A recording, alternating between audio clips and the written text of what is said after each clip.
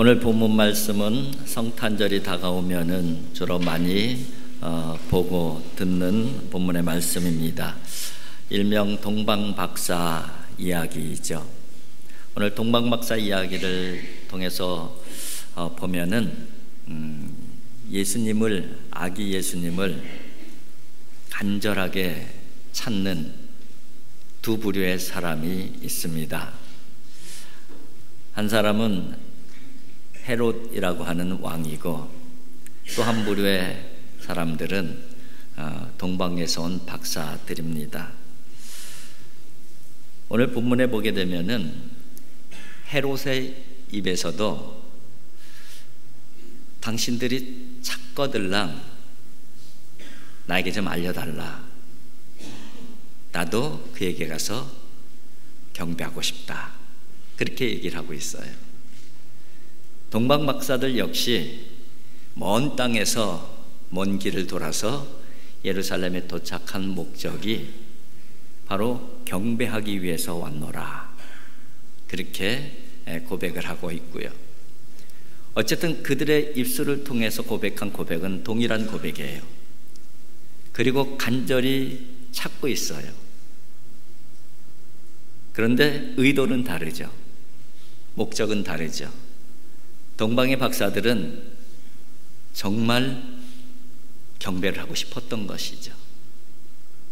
그러나 헤롯은 경배는 그냥 하는 말이고, 자기 왕권이 위협을 받을 것을 염려하여서 그 부분을 단속하기 위해서 그런 목적으로 찾고 있었던 것이죠. 그래서 오늘 본문의 내용을 그냥 단순한 도식으로 두 부류를 정리한다고 하면은 이렇게 정리를 할 수가 있습니다.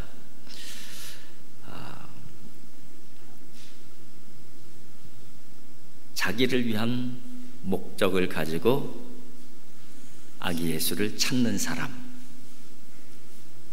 그리고 아기 예수를 위해서, 그에게 경배하기 위해서 아기 예수를 찾는 사람.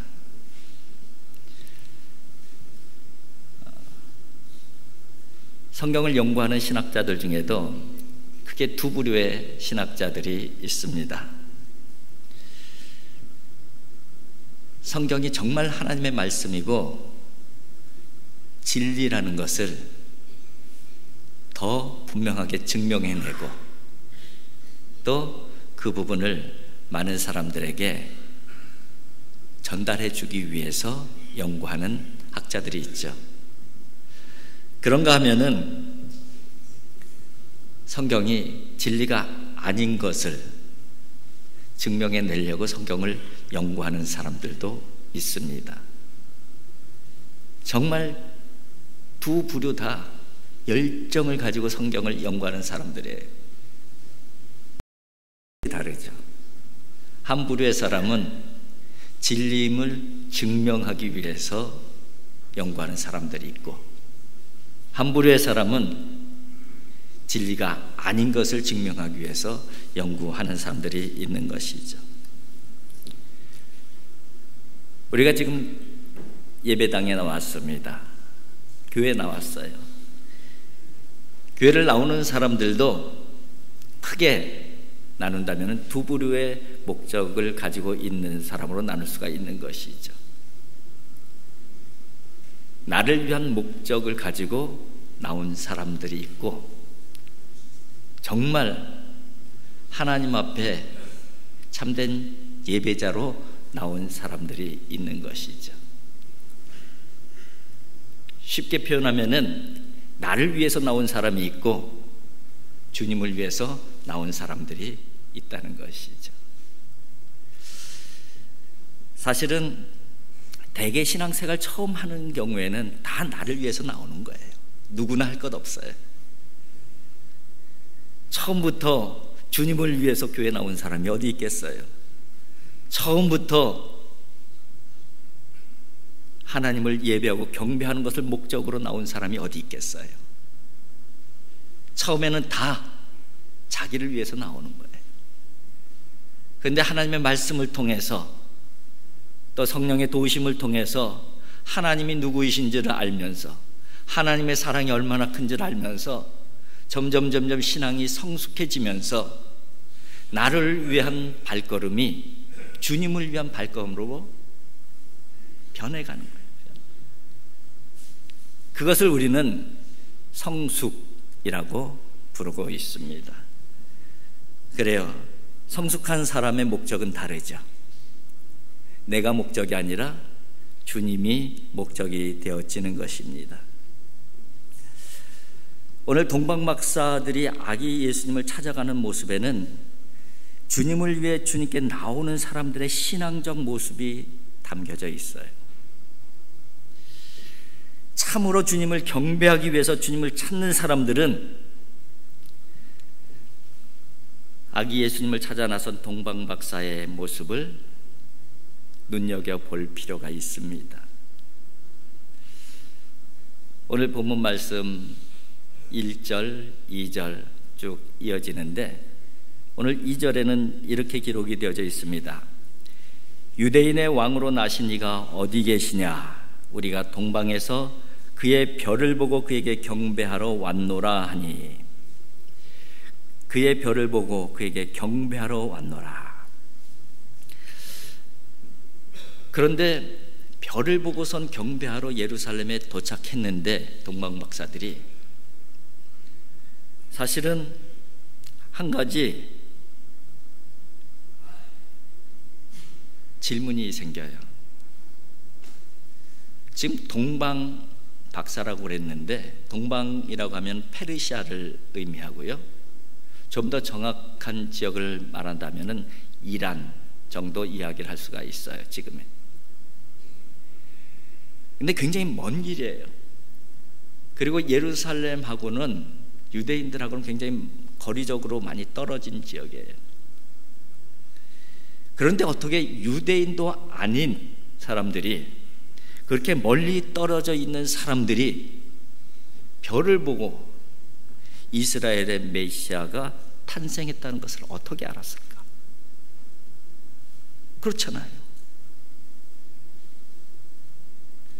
오랫동안 이 문제에 대해서 전문가들이 연구를 했습니다. 여러 가지 이제 정확한 답변은 없어요. 그러나 추론을 하죠. 추정하기를 가장 유력한 가설 하나를 소개를 해드릴 텐데, 여기서 이제 박사라는 단어가 나오잖아요. 이 박사라는 단어는 헬라어로 마고이라고 하는 단어예요. 이 마고이라고 하는 단어는 페르시아 지방에서 소위 현자라고 불려지는 사람들이에요. 그러니까 이들은 학식과 덕망이 높은 사람들이죠. 그래서 이 종교 또는 철학, 천문, 다방면에 아주 높은 지식을 가지고 있는 그런 사람들이었다는 것이죠. 그래서 이들은 하늘을 계속 보고 있어요. 그래서 별의 움직임을 보면서 역사의 징조를 해석해내고 하는 그런 사람들이었어요. 또 이들도 유대인들의 경전인 구약에 대해서 굉장히 많이 알고 있는 사람들이라고 추정을 합니다. 아니 어떻게 페르시아 사람들이 그렇게 멀리 떨어진 유대 땅의 그 경전을 알 수 있습니까? 여러분, 이 페르시아는 성경의 표현으로 하게 되면은 파사 왕국이에요. 파사 제국. 파사 제국에 이 포로로 잡혀간 유대인들이 많이 살았었잖아요. 성경에는 그 믿음의 사람들의 영웅담도 기록이 되어져 있어요. 그러니까 이미 거기서 학식이 높은 사람들은 그 유대인들의 경전에 대해서도 어느 정도 상당 부분 지식이 있었다는 것이에요. 그리고 당시에는 로마의 지배하에 있었어요. 대부분의 지역들이.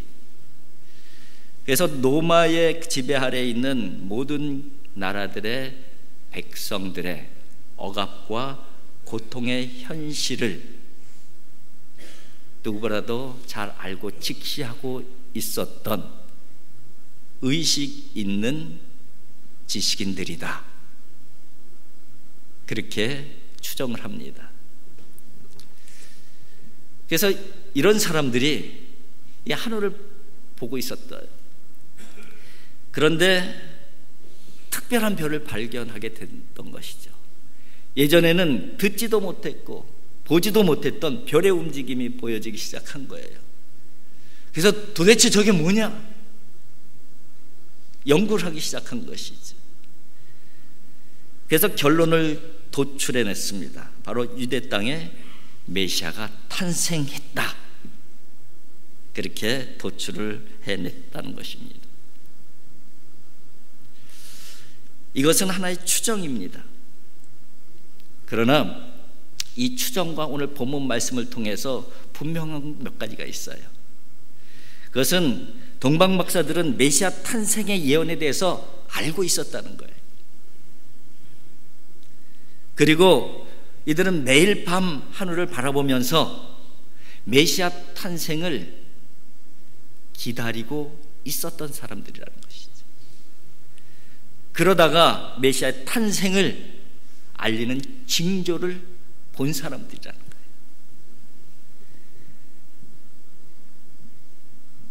그러니까는 이들은 가만히 있을 수가 없었어요. 가만히 있을 수가 없었어요.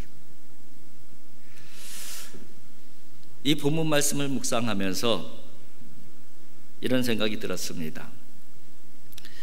땅만 보고 사는 사람들에게는 땅의 것들만 보이지만 하늘을 바라보고 사는 사람들에게는 하늘의 것이 보이는구나. 그렇습니다. 땅의 것, 우리의 삶의 자리이죠. 삶의 자리, 땅의 것들만 바라보면은 뭐 다 50보 100보 아닙니까? 아웅다웅하면서 그렇게 살아갑니다. 그러나 아웅다웅하면서 살아가는 그 모습만을 보고 살아간다고 하면은 거기에서 우리의 생각을 채워넣는 것이잖아요. 거기에서 우리의 마음을 채워넣는 것이잖아요. 그런데 땅에 발을 딛고 살지만은 하늘을 바라보고 있는 사람들은 하늘의 것이 보이는 거죠. 하늘의 것이 보이는 거예요. 땅에 살지만은 하늘의 것을 보고 살아가는 사람, 그 사람이 하나님의 징조를 볼 수도 있는 것이고 하나님의 뜻을 볼 수도 있는 것이고 하나님의 계시도 볼 수 있는 것이 아니겠습니까? 슈바이처라는 분 잘 아시죠? 슈바이처가 의미심장한 이야기를 남겼습니다. 현대인이 하루에 몇 분만이라도 밤하늘의 별을 보며 우주를 생각한다면 현대 문명이 이렇게 병들지 않았을 것이다. 하루에 몇 분만이라도 밤하늘의 별을 보고 우주를 생각한다면 현대 문명이 이렇게 병들지 않았을 것이다. 그렇게 얘기를 해요. 우리는 이 시대의 암울한 문제들은 어디에서 발생하는 것일까? 그저 눈앞의 현실만 바라보며 발등의 이익만 쫓아 살아온 그 결과가 아니겠습니까? 땅의 일이라고 땅에 답이 있는 것이 아니에요. 땅의 많은 문제들의 답은 하늘에 있는 것이죠. 하나님께 있다는 것입니다. 그래서 하늘에 하나님을 바라보지 아니하면은 이 땅의 문제들, 이 땅의 문제에 대한 답을 얻을 수가 없는 것이죠. 시편 기자의 고백을 하나 소개를 해드리겠습니다. 시편 123편 1절과 2절입니다. 하늘에 계시는 주여, 내가 눈을 들어 주께 향하나이다. 상전의 손을 바라보는 종들의 눈같이 여주인의 손을 바라보는 여호와 우리 하나님을 바라보며 우리에게 은혜 베풀어 주시기를 기다리나이다. 아멘. 상전의 손을 바라보는 종의 눈같이, 여주인의 손을 바라보는 여종의 눈같이 내가 하나님을 바라보나이다. 하늘의 하나님을 바라보나이다. 이것이 바로 하나님의 백성들의 고백이에요. 하나님.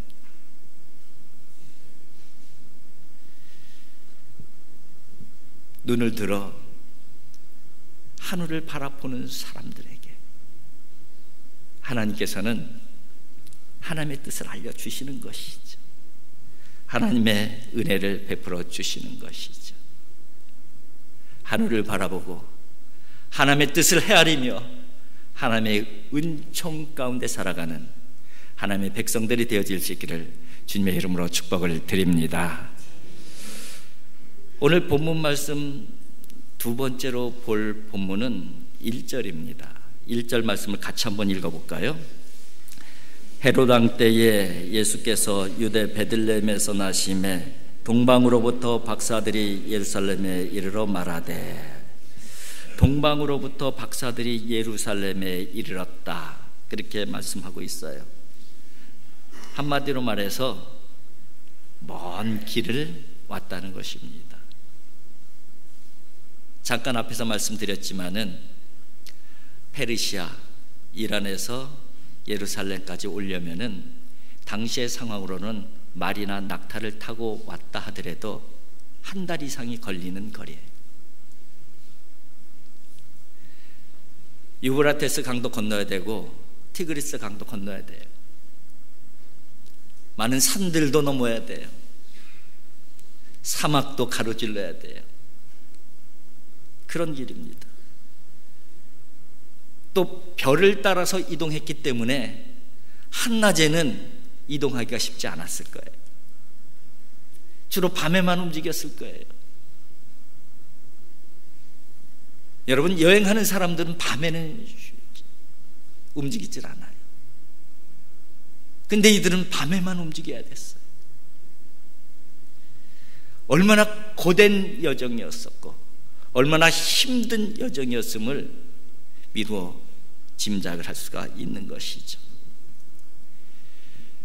그런데 이렇게 아주 힘들고 어려운 여정인데 중간에 포기하지 않고 예루살렘에 도착했다는 거예요.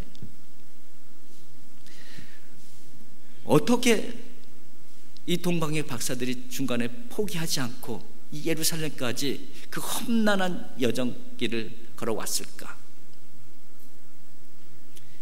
이유는 간단해요. 이들은 메시아 탄생에 대한 징조를 보았기 때문에 그래요. 메시아 탄생에 대한 징조를 보았기 때문에 포기할 수가 없었던 거예요. 포기할 수가 없었던 거예요.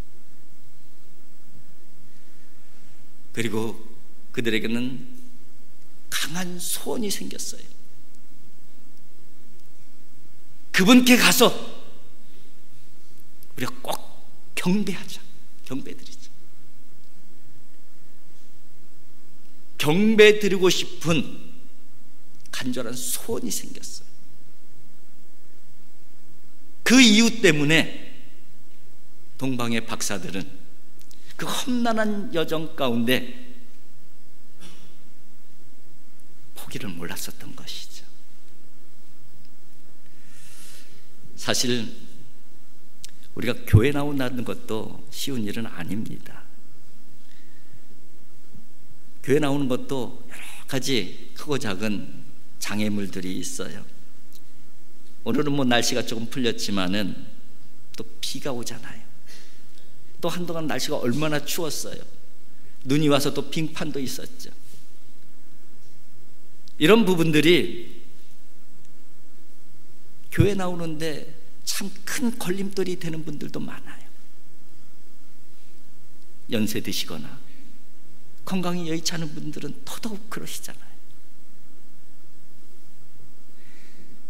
여러 가지 사건, 사고들이 교회를 향해서 발걸음을 옮기려고 하는 우리의 마음을 자꾸 주저앉히는 경우도 있어요.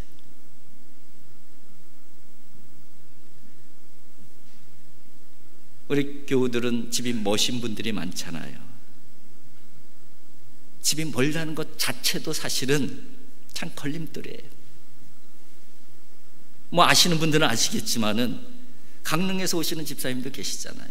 그게 보통 일이 아니에요. 보통 일이야.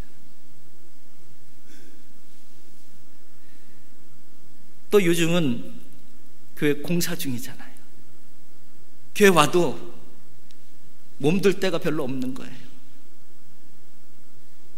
먼지는 가득 쌓여있지. 뭔가 어수선해. 은혜가 안 돼.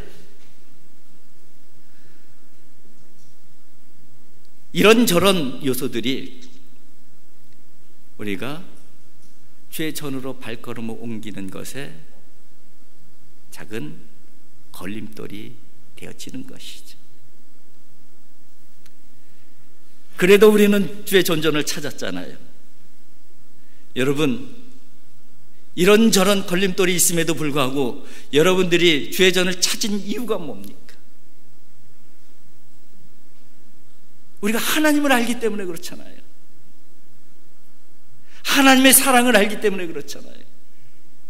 그리고 그분을 만나기 원하는 마음이 있잖아요. 그분 앞에 참된 예배자로 세움받고 싶은 그 소원이 우리들에게 있잖아요. 그래서 나오시는 거 아니겠어요? 그래서 여러 가지 자꾸 뒤에서 주저앉히려고 하는 그런 요소들이 있지만은 그럼에도 불구하고 우리가 벌떡 일어나서 주의 전으로 발걸음을 옮기는 것이 아니겠습니까? 그런데 우리의 신앙의 여정도 마찬가지인 것 같아요. 신앙의 여정에서도 큰 장애가 있는데 먼 길이라는 거예요. 먼 길. 우리 신앙의 여정은 한 1시간 딱 하고 끝나는 여정이 아니에요. 한 1년 제대로 신앙생활 하고 딱 끝나는 여정이 아니에요. 세상 끝날까지 먼 여정이에요. 이 먼 여정이라는 것은 많은 장애 요소가 있다는 거예요. 그럼에도 불구하고 우리가 주님을 믿는 믿음을 포기하지 않는 이유가 뭐예요? 우리가 하나님의 뜻을 아는 사람이기 때문에 그래요. 그 안에 담겨져 있는 주님의 사랑을 알았기 때문에 그래요. 그 안에 담겨져 있는 하나님의 구원 계획을, 구원의 약속을 알고 말았어요. 우리가.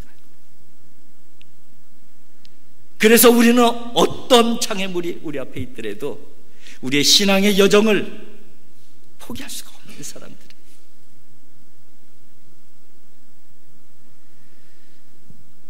여러분, 참 멀어요. 우리의 신앙의 여정은 가깝지 않습니다. 그래서 고단함이 있어요. 고난도 있고 아픔도 있습니다. 하지만 우리는 하나님을 알고 하나님의 사랑을 알고 우리를 향하신 하나님의 계획을 알기에 오늘도 그 믿음의 여정의 발걸음을 멈추지 않는 것이에요. 여러분, 이게 우리가 가지고 있는 은혜이고 이게 우리가 가지고 있는 아주 귀한 축복의 내용입니다.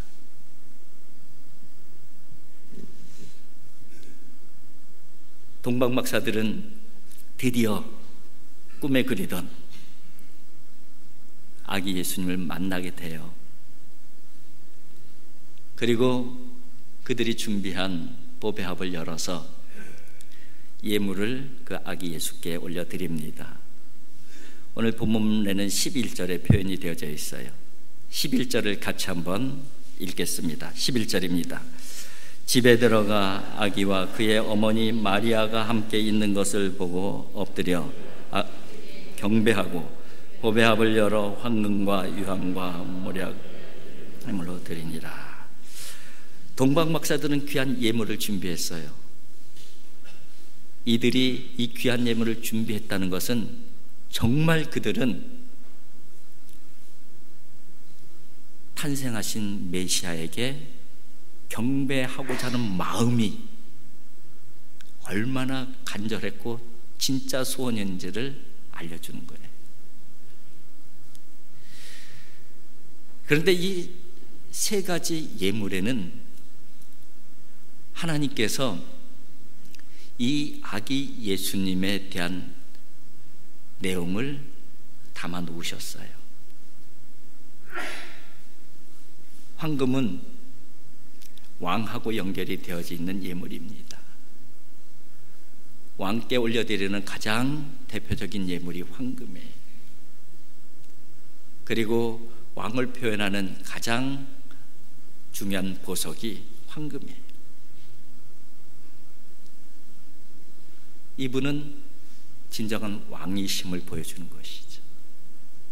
이 아기 예수는 만왕의 왕이시라는 것을 하나님께서 그 예물 가운데 담아 놓으신 거예요. 유향은 제사 드릴 때 쓰는 아주 중요한 향입니다. 이 향은 성경에서는 기도하고 연결이 되어져 있어요. 제사장이 그 향을 피우면서 제사를 드리는 것이죠. 이 유향에는 예수님이 제사장적 사명을 가지고 오신 분이라는 것을 암시하는 거예요. 중보자라는 것이죠. 중보자. 모략은 고대 사회에서 시신의 부패를 방지하기 위해서 주로 사용하던 값비싼 예물입니다. 여기에 어떤 상징이 들어가 있겠어요? 예수 그리스도의 죽음의 상징이 들어가 있는 거예요. 십자가의 죽으심으로 세상을 구원하실 구원주의 의미를 담아 놓으신 것이죠.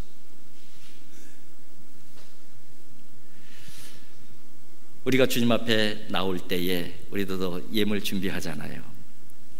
오늘도 헌금 시간이 있을 텐데 예물을 드리잖아요. 근데 여러분, 우리가 주님 앞에 나올 때에 드리는 이 예물은 굉장히 중요한 의미가 담겨져 있습니다. 이 예물은 그냥 보통 선물, 축하 선물의 개념이 아니에요. 이 예물 가운데는 하나님께서 뭐를 담아 두시는 거예요? 하나님의 계획을 담아 두셔요. 우리가 하나님 앞에 올려드리는 예물을 가지고 하나님께서 하나님의 구원 계획을 담아 두심은 물론이거니와 주님의 몸된 교회를 위한 계획도 담아 두시고 하나님 나라를 위한 계획도 담아 두시고 땅끝을 향한 복음의 계획도 담아 두시고,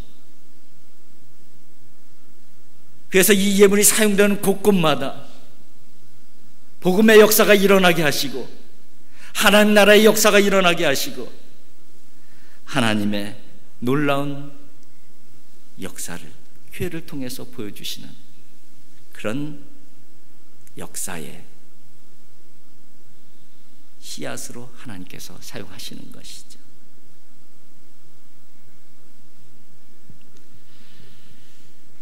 오늘은 대림절 마지막 주일입니다. 그리고 대림절 마지막 날이죠. 내일이 성탄절입니다. 이제 성탄절을 눈앞에 두고 있는 저와 여러분들이에요. 어떤 마음으로 성탄절을 맞이할까? 동방 박사의 마음으로 성탄절을 맞이하면 되지 않겠습니까? 성탄절만 동방 박사의 마음으로 맞이하는 것이 아니라 매주 주님의 전을 찾는 우리들이 이 동방 박사의 마음을 가지고 그 믿음으로 주의 존전을 찾을 때에 우리는 참 예배자의 기쁨을 누릴 수가 있는 것입니다. 언제나 주님 앞에 나올 때에 동방 박사들이 떠올랐으면 좋겠어요. 그래서 정말 예배하기 위해서 나오는 하나님의 사람들, 정말 그분을 위해서, 그분을 경배하기 위해서 주의 존전을 찾을 때에